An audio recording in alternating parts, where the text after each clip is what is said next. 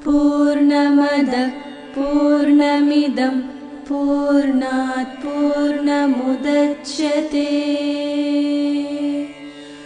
पूर्णस्य पूर्णमादाय पूर्णमेवावशिष्यते।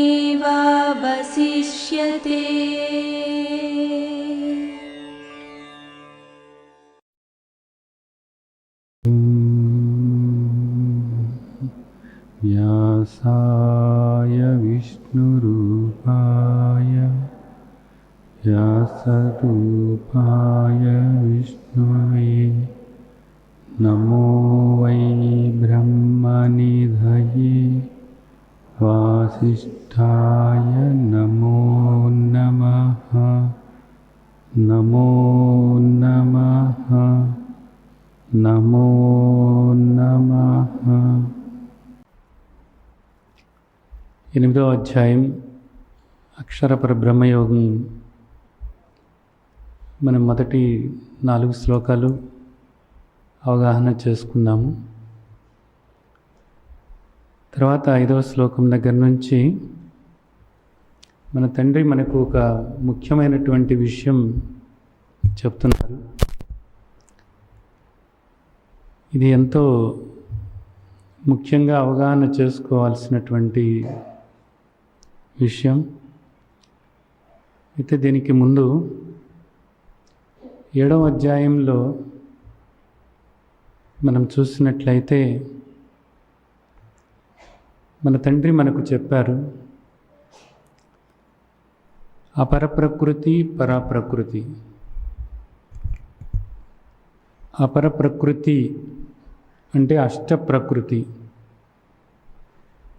భూమి, జలము, అగ్ని, వాయువు, ఆకాశం, ఈ 5 పంచభూతాలు, మనస్సు, బుద్ధి, అహంకారము, ఈ 3 మొత్తం ఈ 8 కలిసి అష్టప్రకృతి అనబడుతుంది లేదా అపర ప్రకృతి అనబడుతుంది. ఇదంతా కూడా గుణాలతో కూడి ఉన్నటువంటిదే. ఇక్కడ మనకు గోచరించేటటువంటి ప్రతిదీ కూడా మన మనస్సు దగ్గర నుంచి ప్రతిదీ కూడా ఇది అశాశ్వతమైనటువంటిది. అశాశ్వతమైనటువంటి గుణాలతో కూడినటువంటి ఈ అష్ట ప్రకృతికి ఆధారమై నేను ఉన్నాను, నేను పరప్రకృతి, ఈ పరప్రకృతి శాశ్వతము అనేటటువంటిది మన తండ్రి మనకు చెప్పారు. అలాగే ఈ అష్ట ప్రకృతి లేదా ఈ అపర ప్రకృతి అంతా కూడా మాయ అనబడుతుంది. ఇది నా మాయాశక్తి అనేది ఆ తండ్రి చెప్పారు. ఈ మాయలో నువ్వు కూరుకుపోయినప్పుడు ఇక్కడ దుఃఖాన్ని అనుభవిస్తూ ఉండాలి. ఈ జన్మమరణ చక్రంలో పడుతూ ఉన్నావు. ఈ మాయ నుండి నువ్వు బయటపడాలి అనుకున్నప్పుడు, ఈ అశాశ్వతమైనటువంటి అనిత్యమైనటువంటి ఈ మాయ నుంచి నువ్వు బయటపడాలి అని అనుకున్నప్పుడు, మాయకు ఆవల ఉన్నటువంటి గుణాలకు ఆవల ఉన్నటువంటి గుణాతీతుడనైనటువంటి నన్ను పట్టుకోవటం ఒక్కటే మార్గము అని చెప్తున్నారు.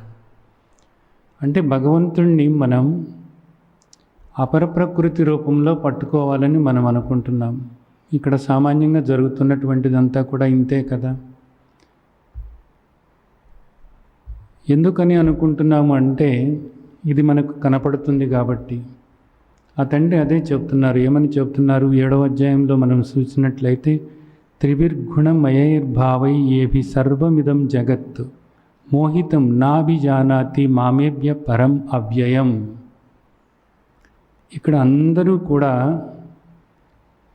ఈ గుణాలతో కూడినటువంటి ఈ ప్రకృతి ఏదైతే ఉందో, అపర ప్రకృతి ఏదైతే ఉందో దాన్నే పట్టుకుంటున్నారు.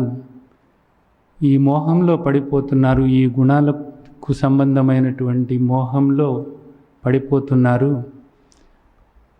ఈ మోహంలో పడటం వల్ల ఏం జరుగుతుంది అంటే నాభిజానాతి, నన్ను తెలుసుకోలేకపోతున్నారు అంటున్నారు. భగవంతుడు చెబుతున్నారు. ఈ మోహంలో పడిపోవటం వల్ల నన్ను తెలుసుకోలేకపోతున్నారు అని అంటున్నారు. ఎవరు నువ్వు? మామేభ్య పరం అవ్యయం, వీటికి వేరుగా ఉన్నటువంటి వాణ్ణి, శాశ్వతంగా ఉన్నటువంటి వాణ్ణి, ఈ అష్టప్రకృతికి వేరుగా ఉన్నటువంటి వాణ్ణి, వీటికి భిన్నంగా ఉండి శాశ్వతమై వీటికి కారణమైనటువంటి వాణ్ణి, ఇదంతా కూడా నా మాయా అనేది చెప్తున్నారు. అలాగే దైవీ హేష గుణమయీ మమ మాయా దురత్యయ, ఈ త్రిగుణాత్మకమైనటువంటి ఈ మాయ ఏదైతే ఉందో ఇదంతా కూడా నీకు దుఃఖాన్ని కలిగించేటటువంటిదే. ఈ మాయ నుండి నీవు బయటపడాలి అని అనుకున్నప్పుడు మామేవయే ప్రపద్యంతే మాయామేతం తరంతితే, మామేవయే ప్రపద్యంతే, నన్ను పట్టుకోవటము ఒక్కటే మార్గము. ఈ మాయ నుండి, ఈ దుఃఖాన్ని కలిగించేటటువంటి ఈ మాయ నుండి, ఈ జనన మరణ చక్రానికి కారణమైనటువంటి ఈ మాయ నుండి నువ్వు బయటపడాలి అంటే దానికి మార్గం ఏమిటి అంటే యథార్థమైనటువంటి శాశ్వతమైనటువంటి ఈ మాయకు ఆవల ఉన్నటువంటి పరప్రకృతి స్వరూపమైనటువంటి పరమేశ్వరుడునైనటువంటి ఏకైక సృష్టికర్తనైనటువంటి నన్ను పట్టుకోవటమే అనేటటువంటిది ఆ తండ్రి చెప్తున్నారు. ఇది ముఖ్యంగా అర్థం చేసుకోవాల్సినటువంటి విషయం. ఈ అపర ప్రకృతి అంతా కూడా ఇది అశాశ్వతమైనటువంటిది, ఇదంతా కూడా మనకు దుఃఖాన్ని కలిగించేటటువంటిది. కానీ మనకు ఇదే కనపడుతుంది కాబట్టి ఇదే పట్టుకుని వేలాడుతూ ఉన్నాము. కానీ ఇది ఎప్పుడూ కూడా మనకు దుఃఖాన్ని కలిగిస్తూనే ఉంది అనేటటువంటిది కాస్త ఆలోచిస్తే ఎవరికైనా కూడా అర్థమయ్యేటటువంటి విషయమే. కాబట్టి ఇక్కడ అర్థం చేసుకోవాల్సింది ఏంటి అంటే ఈ అనిత్యమైనటువంటి దాన్ని వదిలిపెట్టి ఇదే మాయ అంటున్నారు, అలాగే ఇది మిథ్య అంటున్నారు. మిథ్య అంటే దీని పాటికి దీనికి స్వతంత్రంగా అస్తిత్వం అన్నది లేదు. ఆ తండ్రి దీని వల్ల దీనికి అస్తిత్వం ఏర్పడింది అంతే. అలాంటి మిథ్యాస్వరూపమైనటువంటి మాయాస్వరూపమైనటువంటి దీన్ని పట్టుకుని వేలాడటం కాదు నువ్వు చేయాల్సినటువంటిది. మాయకు ఆవల ఉన్నటువంటి శాశ్వతమైనటువంటి చైతన్య స్వరూపమైనటువంటి సచ్చిద్ ఆనంద స్వరూపమైనటువంటి అందరిలోనూ కూడా ఆత్మస్వరూపమై ఉన్నటువంటి ఆ తండ్రిని ఆత్మస్వరూపంగా పట్టుకోవాలి అనేటటువంటిది మనం 7వ అధ్యాయంలో అవగాహన చేసుకుని వచ్చాం. సరే, ఇప్పుడు ఇక్కడ 8వ అధ్యాయంలో 4 శ్లోకాలు మనం తెలుసుకున్నాము. ఈ 5వ శ్లోకం నుంచి మాట్లాడుకోవటానికి ముందు ఇక్కడ మనం భక్తి అన్నప్పుడు ఈ భక్తి అనేటటువంటిది ఏ విధంగా ఉంది అని మనం చూసినట్లయితే 2 విధాలుగా ఉంది. ఏమిటి ఆ 2 విధాలు? సకామ భక్తి, నిష్కామ భక్తి, ఈ రెండే ఇక్కడ ఉన్నాయి. సకామ భక్తి, సకామ భక్తి అంటే కోరికలతో కూడినటువంటి భక్తి. నిష్కామ భక్తి అంటే ఏ కోరిక లేకుండా భగవంతుణ్ణి ఆరాధించటము అనేది. ఈ 2 సరైన రీతిలో మనం అవగాహన చేసుకోవాల్సి ఉంటుంది. మన తండ్రి మనకు చెప్తున్నారు, 7వ అధ్యాయంలోనే మనం చూసాము. ఏమని మనకు చెప్తున్నారు అంటే ఇక్కడ భక్తులు అనేక మంది రకరకాలైనటువంటి దేవతలను ఆరాధిస్తూ ఉన్నారు. కామైస్తైస్తైర్హృత జ్ఞాన ప్రపద్యంతే అన్యదేవత తం తం నియమమాస్తాయ ప్రకృత్యా నియతాస్వయా.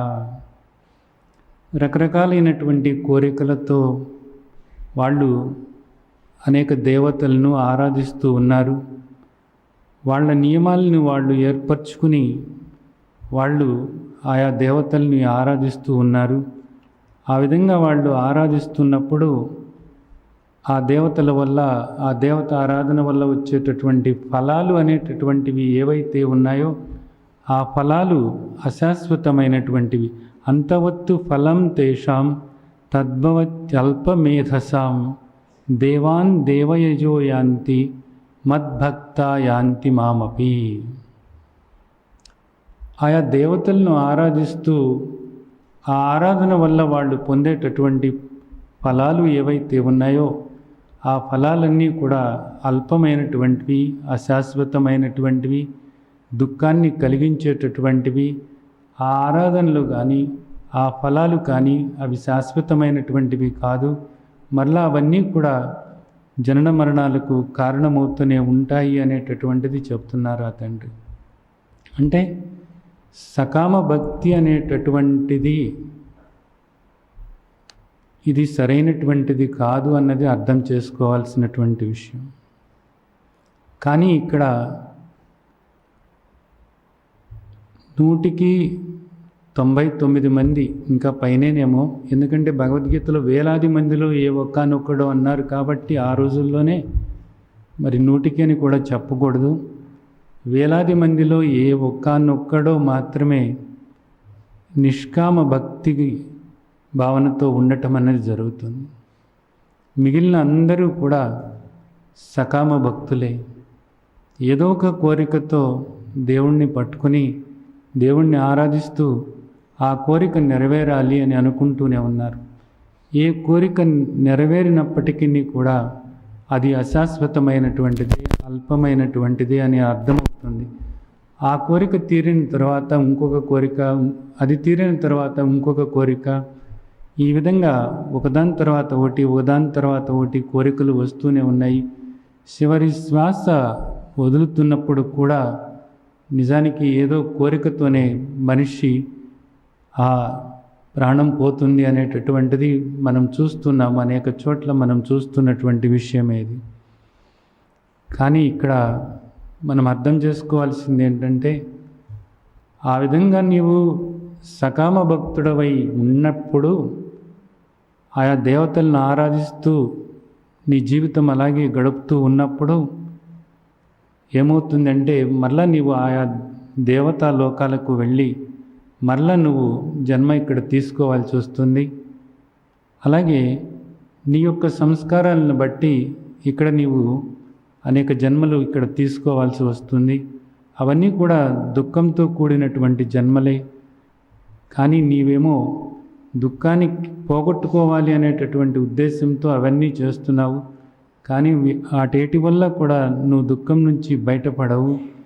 దుఃఖం నుంచి నువ్వు శాశ్వతంగా బయటపడాలి అని అనుకున్నప్పుడు మాయకు ఆవల ఉన్నటువంటి త్రిగుణాత్మకమైనటువంటి గుణాలకు అతీతమైనటువంటి గుణాతీతుడనైనటువంటి ఆత్మదేవుడనైనటువంటి నన్ను తెలుసుకొని నన్ను పట్టుకోవటమే దీనికి శాశ్వతమైనటువంటి పరిష్కారం అనేటటువంటిది ఆ తండ్రి స్పష్టంగా చెప్తున్నారు.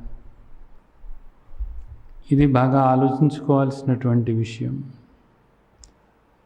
మనం ఏ కర్మ చేస్తే ఆ కర్మకు తగ్గ ఫలితాన్ని మనం పొందుతాము అనేటటువంటిది మనకు శాస్త్రం చెబుతుంది. మనం సత్కర్మ చేసినట్లయితే దానివల్ల సత్ఫలితాలు పొందుతాము. దానివల్ల మనకెంతో మేలు జరుగుతుంది. మనం దుష్కర్మలు ఆచరించినట్లయితే దానివల్ల మనకి దుఃఖాన్ని కలిగించేటటువంటి ఫలితాలు వస్తాయి అనేటటువంటిది శాస్త్రం అంత స్పష్టంగా చెప్తున్నది.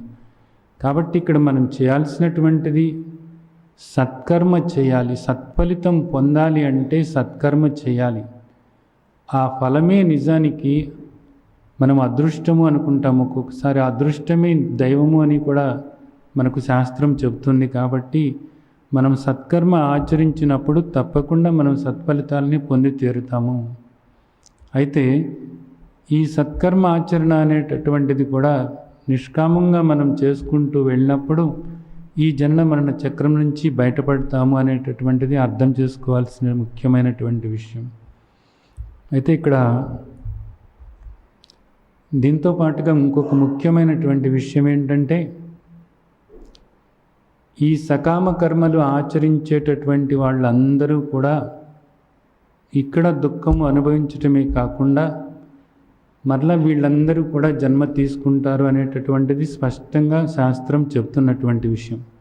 కాబట్టి ఈ సకామ కర్మ చేసే వాళ్ళని అలా పక్కన పెట్టి ఈ నిష్కామ కర్మ గురించి మనం ఆలోచించుకుందాం. ఇప్పుడు నిష్కామ కర్మ అనేటప్పటికీ నిష్కామ కర్మ అంటే ఏమిటి? ఏ కోరిక లేకుండా భగవంతుణ్ణి ఆరాధించటము. ఏ కోరిక లేదు, భగవంతుణ్ణి ఆరాధిస్తూ ఉన్నారన్నమాట. ఇలా నిష్కామ కర్మ చేస్తున్నప్పుడు వీళ్ళు ఏ విధంగా ఉంటారు అని మనం శాస్త్రంలో చూసినట్లయితే ఈ నిష్కామ కర్మ చేసేటటువంటి వాళ్ళు మరలా 2 విధాలుగా ఉన్నారు ఇక్కడ. భక్తి సకామ కర్మ, నిష్కామ కర్మ. సకామ కర్మ చేసేవాళ్ళని పక్కన పెట్టేసి నిష్కామ కర్మ చేసేటటువంటి వాళ్ళు అంటే ఏ కోరిక లేకుండా భగవంతుణ్ణి పట్టుకుని ఉండేటటువంటి వాళ్ళు ఎవరైతే ఉన్నారో అది వాళ్ళు నిష్కామ భక్తులు అంటారు. ఈ నిష్కామ భక్తులు మరలా ఏ విధంగా ఉన్నారు అంటే 2 విధాలుగా ఉన్నారు అన్నమాట. ఏమిటి 2 విధాలుగా ఏ విధంగా ఉన్నారు? కోరిక లేకుండా భగవంతుణ్ణి ఆరాధించటమే కదా. ఇంకా దీనిలో 2 విధాలు ఎక్కడి నుండి వచ్చినాయి అని మనం చూసినట్లయితే మొదటి నిష్కామ భక్తుడు సగుణ ఉపాసన చేస్తున్నాడు, గుణాలతో కూడినటువంటి భగవంతుణ్ణి ఆరాధిస్తున్నాడు. రెండవ వాడు నిష్కామ భక్తుడు ఏ విధంగా ఉన్నారు అంటే నిర్గుణ పరమాత్మను పట్టుకుంటున్నాడు. సగుణ పరమాత్మ, నిర్గుణ పరమాత్మ, ఇక్కడ పెద్ద తేడా వస్తుందన్నమాట. నీవు నిష్కామ భక్తుడవై నిర్గుణ ధ్యానం చేస్తూ ఉన్నప్పుడు ఈ నిర్గుణ ధ్యానమే జ్ఞానము అనబడుతుంది. జ్ఞానం అంటే ఇది. నిర్గుణ భగవంతుడు అంటే, నిర్గుణ భక్తి అంటే దీని అర్థం ఏమిటంటే జ్ఞానము. ఎవరైతే వేదాంత శ్రవణము లేదా శ్రీమద్ భగవద్గీత శ్రవణం చేసి సరైనటువంటి రీతిలో తాను దేహం కాదు, తాను ఆత్మస్వరూపము అని తెలుసుకొని ఆత్మస్వరూపంగా తాను కేవలము దేహానికి పరిమితమై లేను, నేను అనంతమై ఉన్నాను అని అనంతంగా ఆత్మతత్వం అవగాహన చేసుకొని నిరంతరము కూడా ఆ దృష్టితో ఎవరైతే ఉంటారో వాళ్ళు నిష్కామ జ్ఞాని అనేది మనకు శాస్త్రం చెబుతుంది. వీళ్ళు ఏ విధంగా ఉంటారు అంటే ఇక్కడే ఆ ముక్తావస్థలో ఉన్నటువంటి మాధుర్యాన్ని ఆస్వాదిస్తూ ఉంటారు. దీన్నే ఏమంటారు అంటే సద్యోముక్తి అంటారు. మోక్షము అంటారు కదా, సద్యోముక్తి అంటే ఇప్పుడే జీవించి ఉండగానే ఇక్కడే నేను ముక్తుడను, నేను అనంతుడనై ఉన్నాను అని ఆత్మస్వరూపంగా తన లక్షణాలు నిత్య, సర్వగత, స్థాణు, అచల, సనాతన, అవ్యక్త, అచింత్య, అవికార ఆత్మస్వరూపము నేను, ఆనందస్వరూపము నేను, సచ్చిదానంద స్వరూపము నేను అని తెలుసుకోవటమే కాదు, అలా ఉండటము ఏదైతే ఉందో అది సద్యోముక్తి అనబడుతుంది, అదే జీవన్ముక్తి అనబడుతుంది. ఇది ఎవరికి సాధ్యమవుతుందంటే నిష్కామ భక్తుడికి సాధ్యమవుతుంది. వైరాగ్య భావనతో కూడి ఉన్నటువంటి నిష్కామ భక్తుడికి గుణాలకు అతీతంగా ఉన్నటువంటి ఆత్మ చైతన్యమే తాను అని ఎవరైతే తెలుసుకోగలుగుతారో వాళ్ళు జీవన్ముక్త అవస్థలో ఉన్నటువంటి వాళ్ళు, వాళ్ళే సద్యోముక్తి పొందినటువంటి వాళ్ళు అనేటటువంటిది మనకు శాస్త్రం చెబుతుంది. ఇది అనుభవపూర్వకంగా ప్రతి ఒక్కరూ కూడా అవగాహన చేసుకోవచ్చు. సరే, మరి రెండవ రకం సంగతి ఏమిటి అన్నది.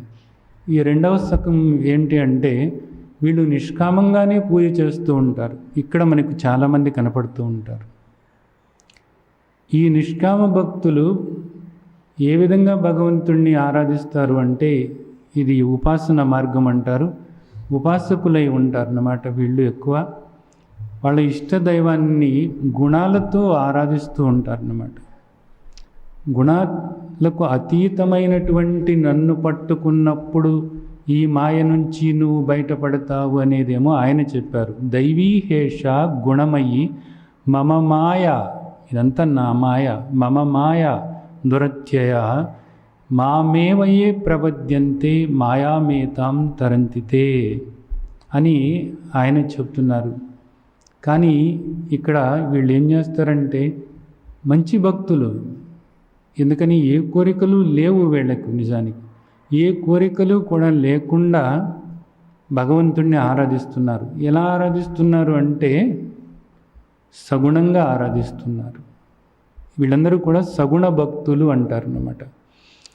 ఈ సగుణ భక్తులందరూ కూడా ఏమవుతారు రేపు? మరి ఇక్కడ ముక్తి పొందరా వీళ్ళు అంటే శాస్త్రం ఏం చెప్తుంది అంటే సద్యోముక్తి పొందటం అన్నది వీళ్లకు సాధ్యం కాదు. వీళ్ళు నిష్కామంగా గుణాలతో కూడినటువంటి భగవంతుణ్ణి ఆరాధిస్తున్నప్పుడు ఈ దేహం రాలిపోయిన తర్వాత వీళ్ళు బ్రహ్మలోకానికి చేరతారు అని చెప్తున్నారు. బ్రహ్మలోకానికి చేరిన తరువాత అప్పుడు క్రమేణా మరలా వీళ్ళు ఆత్మజ్ఞానం తెలుసుకొని అప్పుడు పూర్తిగా పరిపూర్ణమైనటువంటి మోక్షం పొందటానికి వీలవుతుంది అనేది చెప్తున్నారన్నమాట. ఇది అర్థం చేసుకోవాలి. మనం ఈ అధ్యాయంలో ముందుకు వెళ్ళాలి అనుకున్నప్పుడు ఈ విషయాన్ని మనం అర్థం చేసుకోవాలి.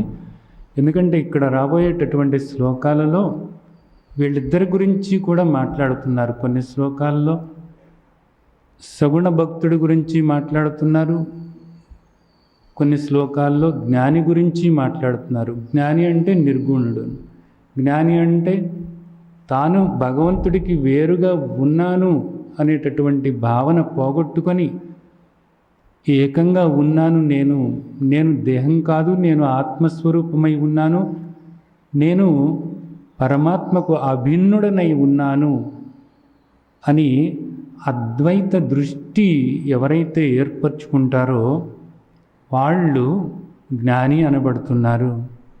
కాబట్టి ఇక్కడ రాబోయేటటువంటి శ్లోకాల్లో ఇద్దరి గురించి చెప్తున్నారు కాబట్టి ఈ అవగాహన మీరు ఏర్పరచుకోండి. సకామ భక్తుడు, నిష్కామ భక్తుడు. సకామ భక్తుడు అంటే ఇక్కడ వేలాది మందిలో ఏ ఒకానొకడో తప్ప మిగిలిన అందరూ కూడా సకామ భక్తులే ఉన్నారు, కోరికలతో ఉన్నటువంటి వాళ్ళే. ఏ ఒకానొకడో ఆ వేలాది మందిలో వాళ్ళు నిష్కామ భక్తులు, ఏ కోరిక లేకుండా భగవంతుడిని ఆరాధించేవాళ్ళు.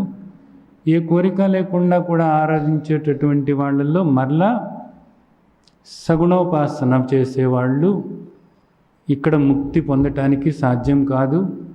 మరలా వాళ్ళు బ్రహ్మలోకానికి చేరతారు. చేరి అక్కడ మరలా ఆత్మజ్ఞానం పెంపొందించుకున్నప్పుడు మాత్రమే ముక్తి పొందుతారు అన్నది మనకు శాస్త్రం చెప్తుంది. దీన్ని బట్టి కూడా మనకు అర్థమవుతుంది ఇక్కడ మనం చేయాల్సింది ఏంటంటే నిష్కామ భక్తుడమై ఉండటమే కాకుండా ఆత్మజ్ఞానం పెంపొందించుకోవాల్సిన అవసరం ఉంది. ఎలా వస్తుంది ఆత్మజ్ఞానం అంటే మనం అనేక సార్లు చెప్పుకున్నాం, శ్రవణం, మననం, నిధిధ్యాసనం. వీటి ద్వారా ఇది వేదాంత శ్రవణం వల్ల, శ్రీమద్ భగవద్గీత శ్రవణం వల్ల వస్తుంది అనేటటువంటిది మనకు పెద్దలు చెప్పారు. కాబట్టి ఈ విధంగా ఉన్నప్పుడే మనం శాశ్వతమైనటువంటి పరిష్కారాన్ని ఇక్కడే మనం పొందవచ్చు. అలాగే ఆ ముక్తావస్థలో ఉన్నటువంటి మాధుర్యాన్ని కూడా ఇక్కడే జీవించి ఉండగానే ఆ మాధుర్యాన్ని నీవు ఇక్కడ ఆస్వాదించవచ్చు. ఇది మనం అర్థం చేసుకోవాల్సినటువంటి ముఖ్యమైన విషయం. సరే, ఇప్పుడు ఇక్కడ మన తండ్రి 5వ శ్లోకంలో చెప్తున్నారు, అంతకాలే చ మామేవ స్మరన్ ముక్త్వా కలేవరం. యః ప్రయాతి సమద్భావం యాతి నాస్త్యత్ర సంశయః. ఈ శ్లోకం ఎవరి గురించి చెబుతున్నారు అంటే జ్ఞాని గురించి చెబుతున్నారు. అంటే సగుణ ధ్యానం దాటి నిర్గుణ స్వరూపంలో తన్ను తాను తెలుసుకున్నటువంటి వాడు ఎవరైతే ఉన్నారో వాడి గురించి చెబుతున్నారన్నమాట. ఏమని చెబుతున్నారు? అంతకాలే చ మామేవ స్మరన్ ముక్త్వా కలేవరం యః ప్రయాతి సమద్భావం యాతి నాస్త్యత్ర సంశయః అంటున్నారు. అంత్యకాలము అనేటటువంటిది ఇక్కడ అందరికీ వస్తుంది. ఆ అంతిమ కాలంలో ఈ దేహం వదిలేస్తూ ఉన్నప్పుడు, ఈ దేహం రాలిపోతూ ఉన్నప్పుడు ఎవరైతే నన్ను స్మరిస్తూ ఉంటారో, వాళ్ళు నా స్వరూపమే పొందుతున్నారు, నా స్వరూపంగానే వాళ్ళు ఉంటున్నారు, నేనుగానే ఉంటున్నారు అనేటటువంటిది ఇక్కడ అర్థం చేసుకోవాల్సినటువంటి విషయం. అంతకాలే చ మామేవ స్మరన్. ఇప్పుడు చూడండి, ఆ చిట్ట చివరి సమయంలో, ఆ చిట్ట చివరి శ్వాస పీల్చుకుంటున్నప్పుడు మనం ఏ స్మరణలో ఉంటామో అది చాలా ముఖ్యము అనేటటువంటిది చెప్తున్నారు ఇక్కడ. ఆ అంతకాలంలో నన్ను స్మరిస్తూ ఉండేటటువంటి వాళ్ళు ఎవరైతే ఉన్నారో వాళ్ళు నన్నే పొందుతారు, నాతో ఏకంగా ఉంటారు, మరలా జన్మ లేకుండా చేసుకుంటారు. ఇక్కడ మామేవ అన్నప్పుడు దాని అర్థం ఏమిటంటే నిరాకారమైనటువంటి పరమాత్మ, నిర్గుణుడైనటువంటి పరమాత్మ. మనం ఇందాక చెప్పుకున్నాం, అపర ప్రకృతి అంతా కూడా మాయతో కూడినటువంటిది, గుణాలతో కూడినటువంటిది. ఆ పరమాత్మను కాదు స్మరిస్తున్నటువంటిది. అపర ప్రకృతికి ఆధారమైనటువంటి పరాప్రకృతి స్వరూపము నేను అని చెప్తున్నారే 7వ అధ్యాయంలో. ఆ పరమాత్మను అంటే యథార్థమైనటువంటి సత్యస్వరూపమైనటువంటి నిత్యస్వరూపమైనటువంటి మాయకు ఆవల ఉన్నటువంటి గుణాలకు ఆవల ఉన్నటువంటి గుణాతీతమైనటువంటి పరమాత్మను, ఆత్మను ఎవరైతే స్మరించుకుంటూ ఉన్నారో వాళ్ళు మామేవైతది. ఇంకా వాళ్ళు నేనే అనేటటువంటిది తెలుసుకోవటమే కాకుండా ఇంకా మరలా ఏ జన్మ లేకుండా చేసుకోగలరు. ఇంకా దీనిలో ఏ సంశయము నీకు అవసరం లేదు. ఇది ముఖ్యమైనటువంటి విషయం. భగవంతుడు చెప్తున్నారు, నీకు ఇంకే సంశయము వద్దు, ఇది నువ్వు చేయాల్సింది అని చెప్తున్నారు. కానీ మాయ మనుషుల్ని పట్టి పీడిస్తూ ఉంది.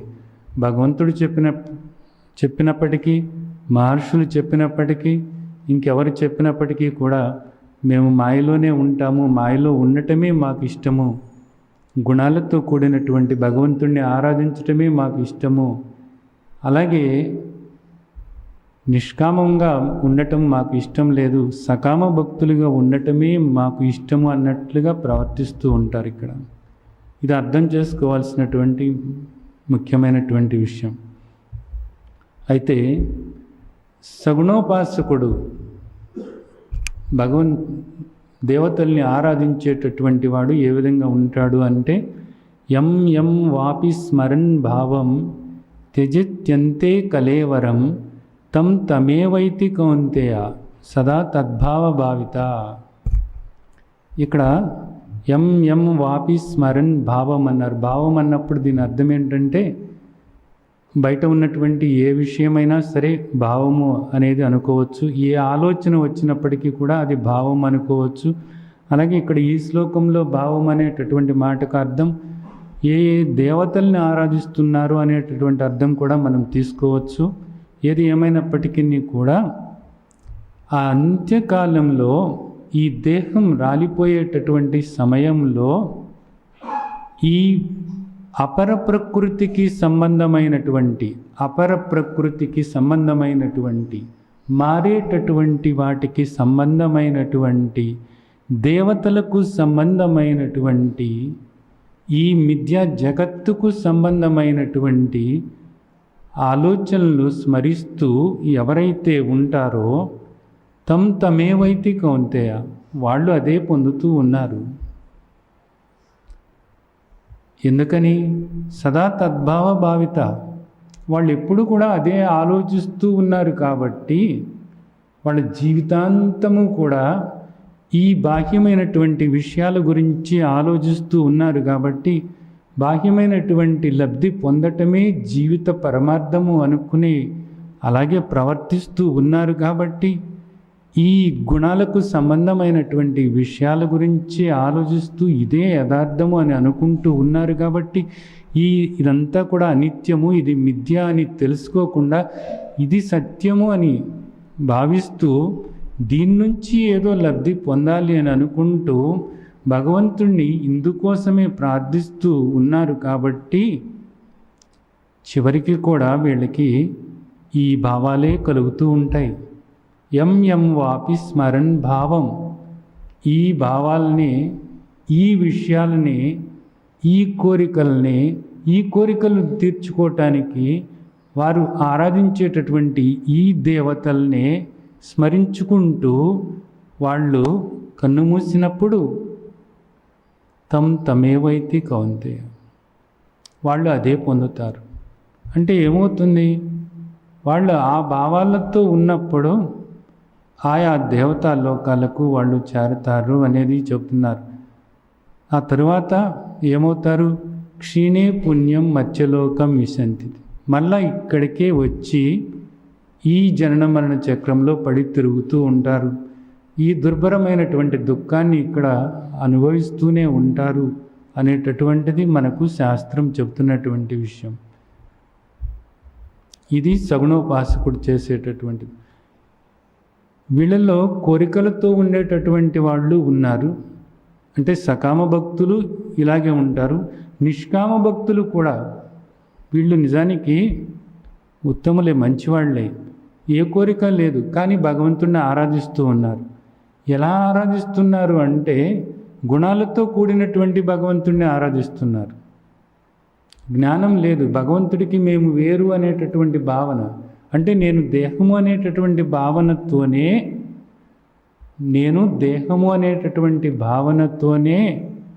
భగవంతుణ్ణి, గుణాలతో కూడినటువంటి భగవంతుణ్ణి ఆరాధిస్తూ ఉన్నారు. కానీ ఆ తండ్రి ఏం చెబుతున్నారు? గుణాలకు అతీతమైనటువంటి నన్ను, యథార్థమైనటువంటి నన్ను పట్టుకో అని ఆయన చెబుతున్నారు. కానీ వీళ్ళు ఇలాగే పట్టుకుని నిర్గుణము అంటే మాకు అంతగా పడదు, దాన్ని ఎలాగా ఆరాధిస్తాము అంటారు. సరే, ఇది మంచి విషయమే అనేది మనకు పెద్దలు చెబుతున్నారు. ఎలాగో అంటే నిష్కామ భక్తుడిగా నువ్వు చాలా గొప్పవాడి, నిజానికి ఈ కోరికల్లో కూరుకుపోయినటువంటి వేలాది మంది కన్నా కూడా, లక్షలాది మంది కన్నా కూడా నువ్వు ఎంతో ఉత్తముడివి. అయితే నీవు ఇప్పుడు నీకున్నటువంటి సంస్కారాల వల్ల ఈ విధంగా సగుణోపాసకుడిగా ఉన్నావు. ఒక ఇష్టదైవాన్ని నీవు రోజు పూజిస్తూ ఆ ఇష్టదైవానికి కొన్ని గుణాలు ఆపాదించుకొని ఆ గుణాలన్నింటినీ కూడా నువ్వు ఆ విధంగా ఆరాధిస్తూ ఆ ఇష్టదైవాన్ని సగుణ సహితంగా నువ్వు ఆరాధిస్తూ ఉన్నావు, మంచిదే. అయితే ఇది నీకు ఇంకా ముందుకెళ్ళటానికి ఉపయోగపడాలి. నీ జీవితాంతం ఇక్కడ కూర్చోవద్దు అనేది మనకు పెద్దలు చెప్తున్నారు. నువ్వు మంచివాడివే, నువ్వు గొప్పవాడివే, సకామ భక్తుల కన్నా నువ్వు గొప్పవాడివి, కానీ నువ్వు ఇక్కడ కూరుకుపోకూడదు. నువ్వు చేసేటటువంటి ఈ నిష్కామ భక్తి ఏదైతే ఉందో దీంతో నీవు ఇప్పుడు ఏ ఆరాధన చేస్తున్నావు? సగుణ బ్రహ్మోపాసన చేస్తున్నావు. ఈ సగుణ బ్రహ్మోపాసన అనేటటువంటిది, సగుణ ఆరాధన అనేటటువంటిది నిన్ను నిర్గుణంలోకి తీసుకువెళ్ళాలి. ఆ మెట్టు ఒకటి ఉందని నువ్వు గుర్తుంచుకుంటే ఇక్కడే ఈ జన్మలోనే నీవు ముక్తుడవు అని తెలుసుకుంటావు అనేటటువంటిది మనకు పెద్దలు చెప్తున్నటువంటి విషయం. మరి సగుణ బ్రహ్మోపాసన గురించి మన తండ్రి ఆ విధంగా చెప్తున్నారు. వాళ్ళు ఆయా జన్మలు తీసుకుంటారు. వాళ్ళ సంస్కారాలను బట్టి ఆయా దేవతా లోకాలకు వెళ్ళటం కానీ, లేదా వాళ్ళ సంస్కారాలను బట్టి ఇక్కడ అనేక రకాలైనటువంటి జన్మలు, పశుపక్షాది కీటకాది జన్మలు లాంటివన్నీ కూడా ఉన్నాయి కదా. వాటిలో ఏదో ఒక జన్మ తీసుకుంటూ మరలా ఎప్పటికో ఈ మానవ దేహం వాళ్ళు పొందటానికి వీలవుతుంది. మానవ దేహం ఒక్కటే కదా ఇక్కడ మనం ముక్తి పొందాలంటే మనకు దారి చూపించేటటువంటిది, ఉపయోగపడేది ఏదైనా ఉందా అంటే, ఏ దేహమైనా ఉందా అంటే అది మానవ దేహం మాత్రమే. అలాంటి మానవ జన్మ రావటం అనేది దుర్లభమైనది. కాబట్టి దుర్లభమైన ఈ మానవ జన్మ వచ్చినప్పుడు మనం దీన్ని సద్వినియోగం చేసుకోవాలి. సద్వినియోగం చేసుకున్నప్పుడు మళ్ళీ ఎప్పటికో ఈ అవకాశం మనకు లభించేది. ఇది ప్రతి ఒక్కరూ కూడా ఆలోచించుకొని మనం ఈ విధంగా ఉండాలి అని నిశ్చయం చేసుకుని ప్రయత్నం చేసినట్లయితే మనకి తప్పకుండా దైవ కృప అనేటటువంటిది లభించి తీరుతుంది. సరే, బాగానే ఉంది. ఇక్కడ తస్మాత్ సర్వేషు కాలేషు మామానుస్మర యుధ్యస్య మయర్పిత మనోబుద్ధి మామే వైశ్య ససంశయం. నాకు మొదటి శ్లోకంలో అంతకాలే చ మామేవ స్మరన్ ముక్త్వా కలేవరం య ప్రయాతి సమద్భావం యాతి నాస్త్యత్ర సంశయ అన్నారు. ఇది జ్ఞాని గురించి చెప్పినటువంటి శ్లోకమే. జ్ఞాని ఇంకా ఏ సంశయము లేదు, ఎప్పుడూ కూడా ఆ భావనతోనే, ఆత్మభావనతోనే ఉంటాడు. అంత్యకాలంలో కూడా అంతా కూడా నా స్వరూపమే, ఇక్కడ ఏమీ లేదు అనేటటువంటి ఒక అద్వైత దృష్టి ఏర్పరచుకుని ఉన్నప్పుడు ఇంకా అక్కడ సంశయం అనేది లేదు. అసలు జీవించి ఉండగానే ఆ ముక్తావస్థలో ఉన్న మాధుర్యాన్ని ఆస్వాదిస్తూ ఉంటాడు కాబట్టి. కానీ ఇబ్బందిలా ఎవరికి వచ్చింది? ఇప్పుడు సగుణంగా ఆరాధించేటటువంటి వాళ్ళే మరలా దాన్ని బ్రహ్మలోకానికి వెళ్ళి మళ్ళా బ్రహ్మజ్ఞానం పొంది, ఆత్మజ్ఞానం పొంది అప్పుడు మోక్షం పొందాల్సిన అవసరం ఏర్పడుతుంది. ఇక్కడ తస్మాత్ సర్వేషు కాలేషు మామానుస్మర యుధ్యస్య మయర్పిత మనోబుద్ధి మామే వైశ్య సంశయం అంటున్నారు. ఇక్కడ భగవంతుడు చెప్తున్నారు, తస్మాత్ సర్వేషు కాలేషు అంటే ఎప్పుడూ కూడా ఆయన్ని స్మరించుకుంటూ ఉండాలంట. మా మనుస్మర, నన్ను స్మరించుకుంటూ ఉండాలి అని చెప్తున్నారు. ఎప్పుడు కూడా ఆయన్ని స్మరించుకోవటం అన్నప్పుడు ఇక్కడ ఇబ్బంది వస్తుంది. చాలామంది చెప్తూ ఉంటారు ఎప్పుడు భగవంతుడిని స్మరించుకుంటూ ఉండాలి అనేటటువంటిది. మనం ఒక్కొక్కసారి మాట్లాడుతూ ఉంటాం. మాట్లాడుతూ ఉన్నప్పుడు భగవంతుడిని స్మరించుకోవటం అనేది కుదరదు కదా. అలాగే ఎవరైనా నీకు ఏదైనా చెప్తున్నప్పుడు శ్రద్ధగా దాని మీద దృష్టి పెట్టాలి అనుకున్నప్పుడు, ఏం చెప్తున్నారో సరిగ్గా వినాలి అనుకున్నప్పుడు భగవంతుడిని స్మరించుకోవటం అనేది కుదరదు కదా. అలాగే ఏదైనా మనము ఓ పని శ్రద్ధగా చేస్తూ ఉన్నప్పుడు అప్పుడు కూడా భగవంతుడిని స్మరించుకోవటం అనేది కుదరదు. అలాగే ఇక్కడ ఉద్యోగాలు చేసుకుంటారు, మిగతా పనులు ఎన్నో చేసుకుంటూ ఉంటారు. ఆ పని చేస్తున్నప్పుడు మనస్సు పూర్తిగా ఆ పని మీద లగ్నమై ఉండాలి. అలా లగ్నం కానప్పుడు ఆ పనిలో ఏమవుతుంది? తప్పులు వస్తాయి. దానివల్ల తర్వాత దుఃఖం అనుభవించాల్సి వస్తుంది. కాబట్టి అలాంటి సమయంలో భగవంతుడిని ఎలా స్మరించుకోవటం అనేటటువంటిది ఇక్కడ. మరి ఆయన ఏమంటున్నారు? అదేమి నాకు తెలవదు. తస్మాత్ సర్వేషు కాలేషు, సర్వకాల సర్వావస్థలలోనూ కూడా నన్ను స్మరించుకుంటూ ఉన్నప్పుడు మాత్రమే మామే వైశ్య సంశయం, నాతో ఏకమవుతావు, సందేహము లేదు. ఇంకా సందేహమే ఉంది? ఎప్పుడు కూడా ఆయన్నే తెలుసుకుంటూ ఉన్నప్పుడు ఇంకా ఆయనతో ఏకమవక అవుతాం. కానీ ఎప్పుడూ నిరంతరము ఆయన్ని స్మరించుకోవటం అనేది ఎలాగా అన్నది ఇప్పుడు సమస్య. ఎప్పుడు మాం అనుస్మర అంటున్నారు ఇక్కడ. ఈ అనుస్మర అనేటటువంటి దానికి స్మరణ అనకుండా అనుస్మరణ అన్నారు. అనుస్మరణ అంటే దీని అర్థం ఏమిటంటే తెగిపోతూ ఉంటుంది, మరలా ముడేసుకో అనేది ఒకటి పెద్దలు చెబుతూ ఉంటారు. తెగిపోతూ ఉంటుంది, అప్పుడప్పుడు తెగిపోతూ ఉంటుంది. అంటే తెగిపోవటం అంటే ఏంటి? స్మరణ ఆగిపోతూ ఉంటుందన్నమాట. స్మరణ ఆగిపోతూ ఉన్నప్పుడు మరలా వెంటనే గుర్తు చేసుకొని మరలా స్మరించుకుంటూ ఉండు అనేటటువంటిది ఒక అర్థం చెబుతూ ఉంటారు. సరే, గుర్తు చేసుకుందాం అనేది బాగానే ఉంది, స్మరించుకుందాము అనేటటువంటి ఒక నిశ్చయం చేసుకోవటం కూడా బాగానే ఉంది. కానీ ఇప్పుడు మాట్లాడుతున్నాము, ఇక్కడ మాట్లాడుతున్నప్పుడు స్మరించుకోవటం అనేది ఎలాగా? అలాగే శ్రద్ధగా ఏదో ఒక పని చేస్తున్నాము, ఒకటేదో రాస్తున్నాము, అది రాసేటప్పుడు ఎలాగ స్మరించుకోవటం అనేటటువంటిది? ఆయన ఏమంటున్నారంటే యుద్ధస్య అంటున్నారు, యుద్ధం చెయ్యి అంటున్నారు. యుద్ధం అంటే ఇక్కడ భగవద్గీత అనేటప్పటికీ అర్జునుడు కౌరవులతో యుద్ధం చేయాలి. సరే, కృష్ణుడు ఎదురుగానే కూర్చుని ఉన్నాడు కాబట్టి ఆయనకు కృష్ణుడిని చూసుకుంటూ యుద్ధం చేయవచ్చు ఆయన. ఇప్పుడు మన ముందు కృష్ణుడు ఎక్కడున్నాడు? అలాగే మన ముందు కౌరవులు ఎక్కడున్నారు? మన ముందు కౌరవులు లేరు, మన ముందు కృష్ణుడు లేరు. మరి మనకి ఈ శ్లోకం ఏ విధంగా వర్తిస్తుంది? తస్మాత్ సర్వేషు కాలేషు మామానుస్మర యుద్ధస్య మయ్యర్పిత మనోబుద్ధి. నీ మనస్సు బుద్ధి కూడా నాకు అర్పించేసేయాలి, నాకు అర్పించేసి నన్నే స్మరించుకుంటూ నువ్వు ఇక్కడ యుద్ధం చెయ్యి అనేది చెప్తున్నారు. ఇది సాధనపూర్వకంగా ముఖ్యమైనటువంటి శ్లోకం, బాగా గుర్తుంచుకోండి. మయ్యర్పిత మనోబుద్ధి, ముందు దీన్ని అర్థం చేసుకుందాం. బుద్ధి అంటే ఏంటి? నిశ్చయం చేసుకునేటటువంటిది. బుద్ధిని ఆయనకి అర్పించటం అంటే బుద్ధిలో నిశ్చయం చేసుకోవాలి. ఎవరికి అర్పించటము ఇక్కడ? నిజానికి నిర్గుణుడైనటువంటి పరమాత్మకు. పరమాత్మ యొక్క యథార్థమైనటువంటి స్వరూపము ఏదైతే ఉందో నిర్గుణ స్వరూపం, అదే నీ స్వరూపము కూడా. నీకు పరమాత్మకు తేడా లేదు అనేటటువంటిది కదా మనకు భగవద్గీత చెప్తూ ఉంది. కాబట్టి నిర్గుణుడిగా నిన్ను నీవు తెలుసుకోవాలి.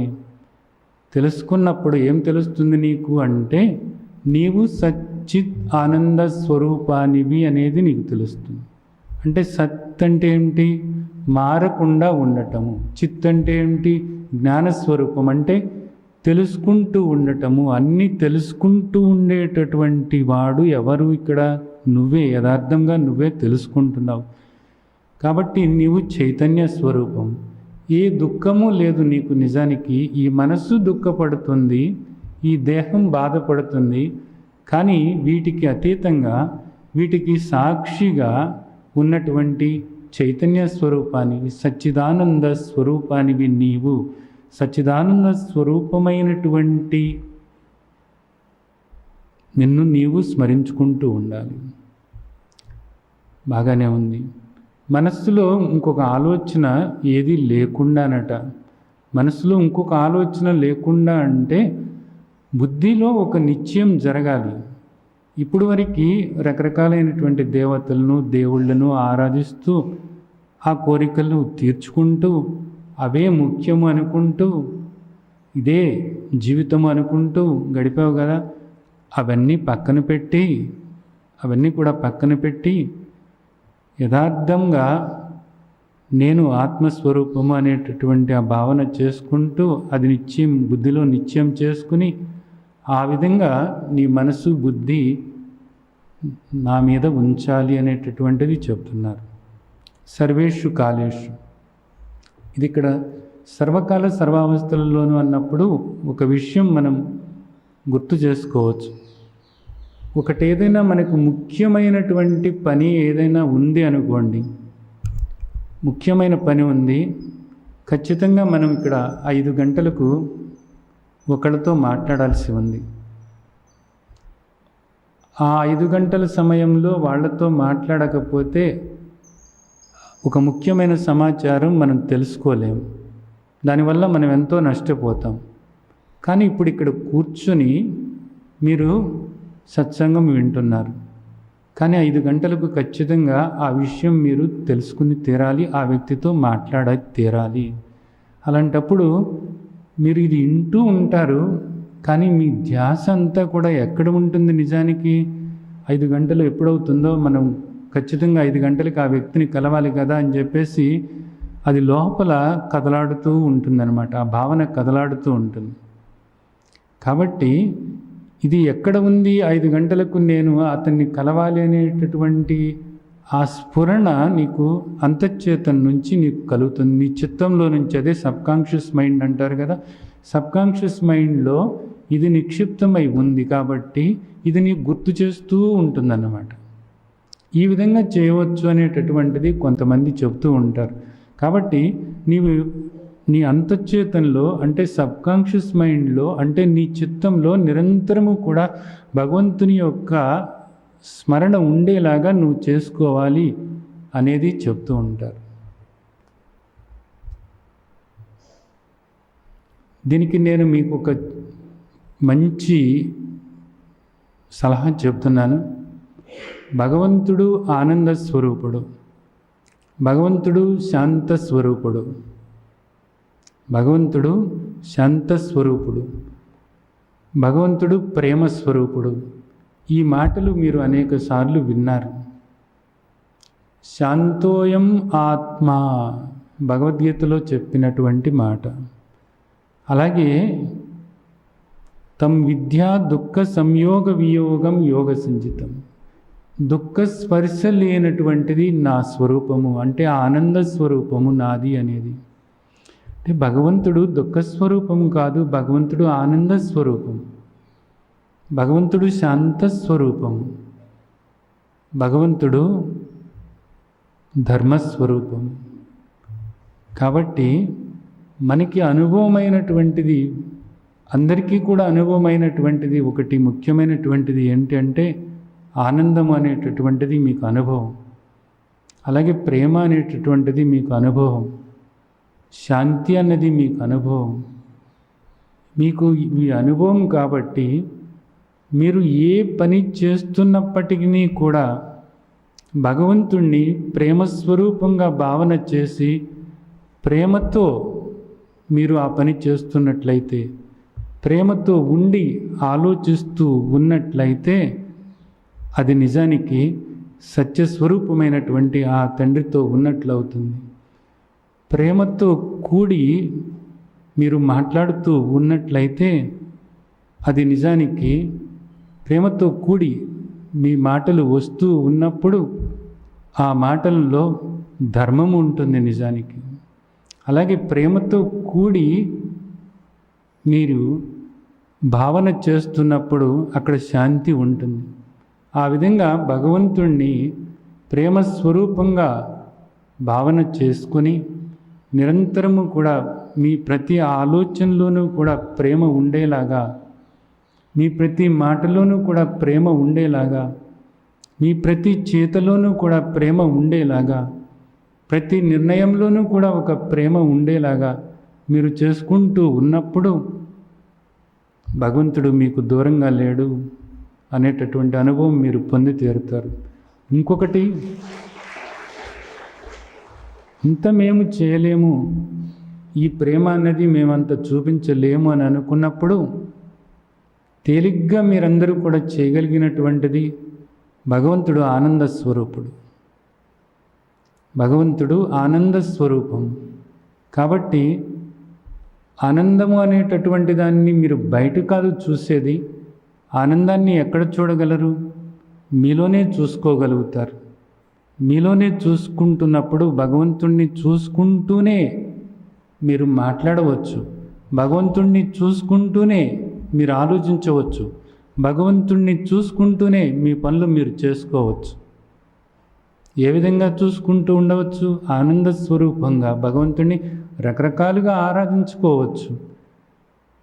మీరు చూసినట్లయితే అష్టోత్తర శతనామావళి చూసినట్లయితే అనేక దేవతల యొక్క అష్టోత్తర శతనామావళిని ఆనంద స్వరూపాయ నమః అని ఆ శబ్దం ఉంటుంది. భగవంతుడు ఆనంద స్వరూపుడు కాబట్టి ఆనంద స్వరూపాయ నమః, ఆనందప్రదాయ నమః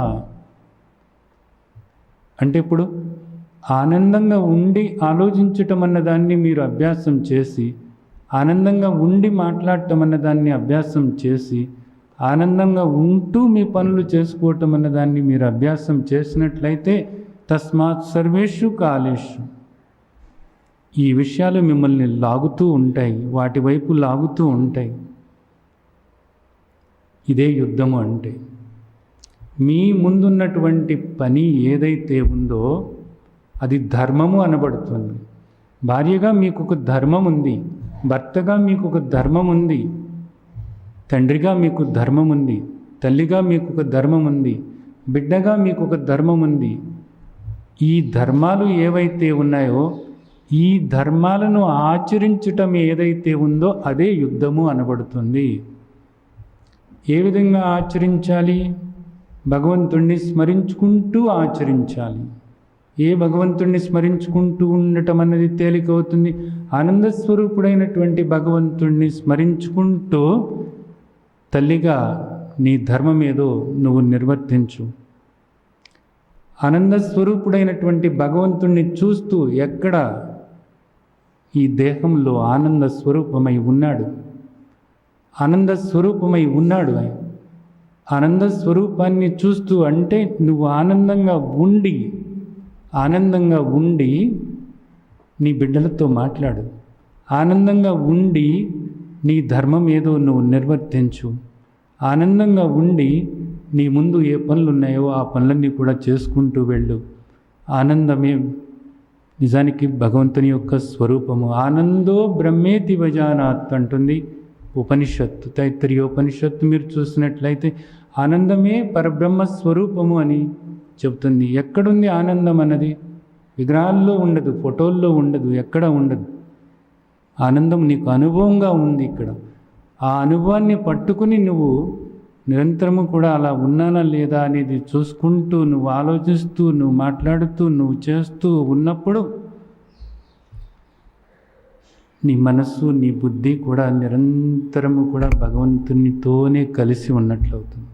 నిరంతరము కూడా భగవంతుని స్మరించుకోవటమే కాదు, భగవద్ అనుభూతి చెందుతూ భగవంతుణ్ణి చూస్తూ ఆనందాన్ని చూస్తూ ఆనందానుభూతి పొందుతూ ఉండటం అవుతుంది. మామే వైశ్య ససంశయం, ఇంకా నీకే సందేహం అవసరం లేదు, నీవు నాతో ఏకమై ఉన్నావు అనేటటువంటిది నీకు అనుభవం అవుతుంది. ఎప్పుడో కాదు, ఇప్పుడే, ఇక్కడే కూడాను. తర్వాత శ్లోకం.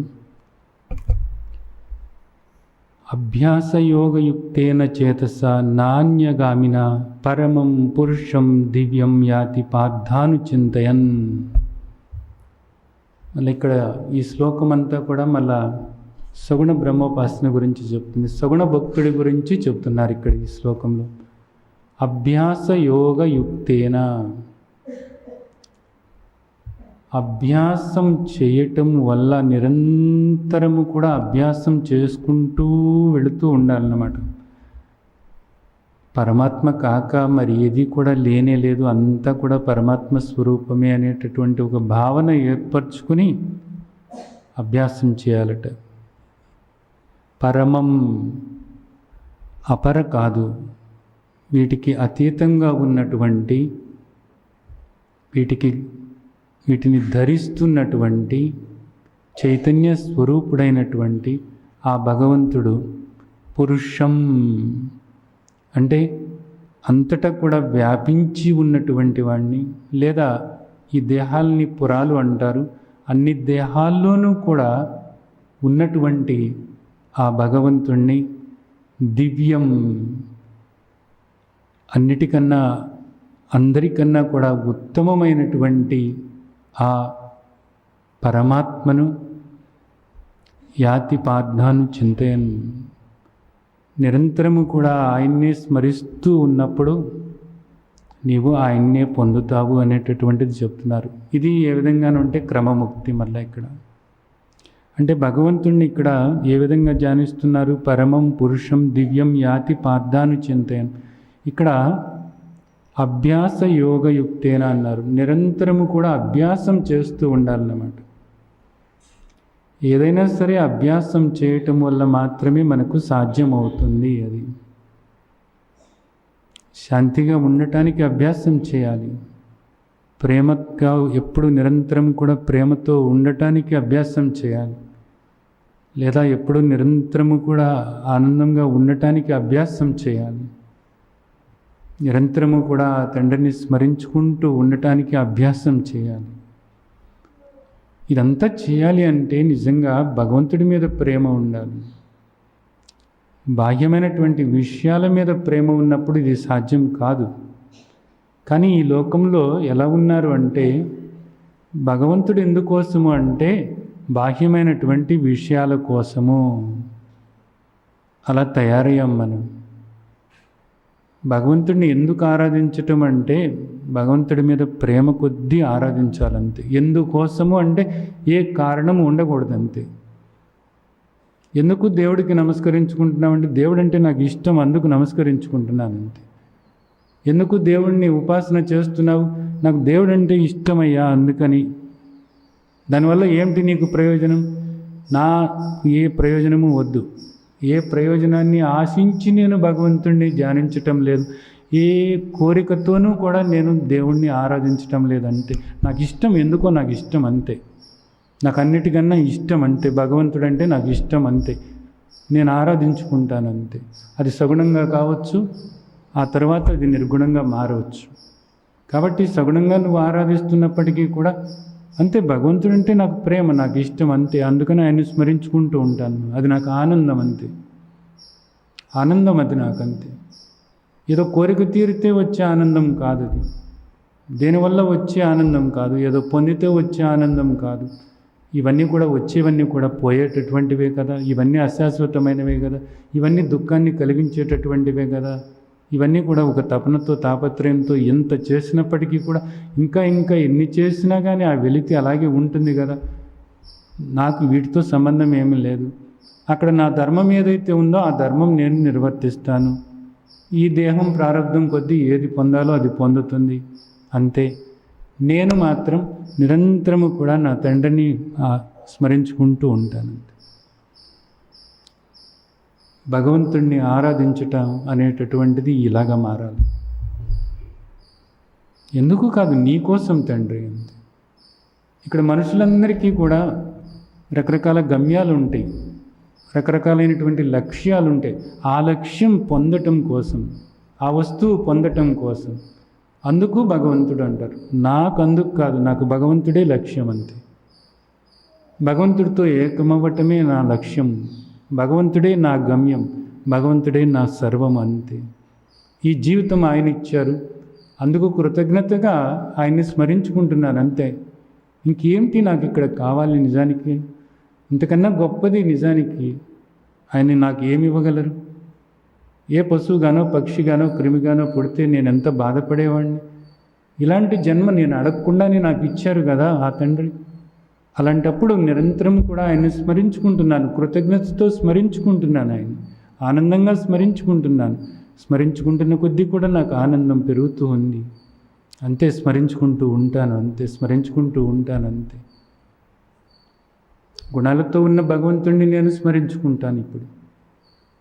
ఆ తర్వాత అదే నన్ను గుణాతీతమైనటువంటి ఆ తండ్రిని తెలుసుకోవటానికి, నిర్గుణుడైనటువంటి ఆ తండ్రిని తెలుసుకోవటానికి అదే నాకు దారి చూపుతుంది. ఆ తర్వాత ఆయన నేను ఒకటే అని తెలుసుకోవటానికి ఇదే నాకు ఉపయోగపడుతుంది. ఇది మనకు మహాత్ములు చెప్పినటువంటి విషయం. దీన్ని అవగాహన చేసుకుని ఇప్పుడు ఎక్కడున్నాము, ఎలా ఉన్నాము, దీనివల్ల మనకి ఏ ప్రయోజనము అనేది ఆలోచించుకోవాలి. విన్నాము అంటే కాదు, మనం సకామ భక్తులమా నిష్కామ భక్తులమా? కోరికలు కోరకపోతే ఎలాగా అంటున్నారు.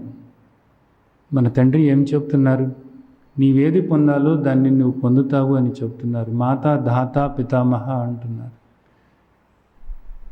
కర్మఫల దాత అట.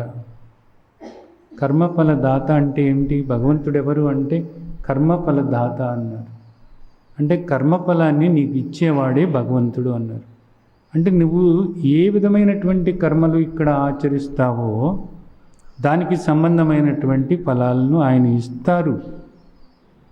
నేను ఇస్తాను అని చెప్తున్నప్పుడు నువ్వు చేయాల్సింది ఏంటి? ఇక్కడ నువ్వు సత్కర్మలు ఆచరించుకుంటూ వెళ్ళు, నువ్వు సత్ఫలితాలు నువ్వు పొందుతావు. నువ్వు దుష్కర్మలు ఆచరించుకుంటూ వెళితే ఇక్కడ దుఃఖం అనుభవిస్తూ ఉంటావు, మరలా జన్మలు తీసుకుంటూ ఉంటావు. ఇది అర్థం చేసుకోవాలి. ముఖ్యంగా నీకు ఇక్కడ భయం వేసినా, బాధ కలిగినా, ఏది జరిగినా నువ్వు ఆయన్ని స్మరించుకుంటూ ఉండు అంతే. ఆ బలాన్ని నీకు ఆ తండ్రి ఇస్తారు, ఆ శాంతిని ఆ తండ్రి నీకు ప్రసాదిస్తారు. ఆ తండ్రిని వేడుకో, భగవంతుడా శాంతి స్వరూపుడా తండ్రి, ఈ శాంతికి నేను దూరమయ్యాను తండ్రి, నాకు శాంతిని ప్రసాదించండి తండ్రి అని వేడుకో. తండ్రి నీవు చెప్పినట్లుగా నడవలేకపోతున్నాను తండ్రి, నాకు ఆ బలాన్ని ప్రసాదించు తండ్రి అని ఆ తండ్రిని వేడుకో. ఈ విధంగా నీవు వేడుకున్నప్పుడు నీవు నిష్కామ భక్తుడిగా ఉండటమే కాకుండా ఈ సగుణ బ్రహ్మోపాసన చేయటం వల్ల తర్వాత నీవు కొంచెం ముందుకు వెళితే నిర్గుణ స్వరూపమైనటువంటి యథార్థమైనటువంటి ఆత్మస్వరూపమైనటువంటి నిన్ను నువ్వు తెలుసుకొని ఇక్కడ జీవన్ముక్తావస్థలో ఉన్నటువంటి ఆ మాధుర్యాన్ని నువ్వు ఆస్వాదించడానికి వీలవుతుంది. మీరందరూ కూడా దీన్ని అర్థం చేసుకుని ఈ విధంగా మారాలని కోరుకుంటూ జై సచ్చిదానంద్.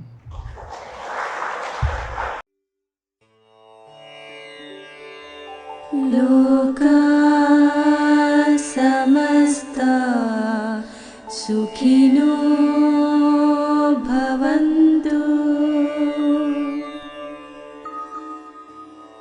లోకా సమస్తా సుఖినో భవంతు. లోకా సమస్తా సుఖినో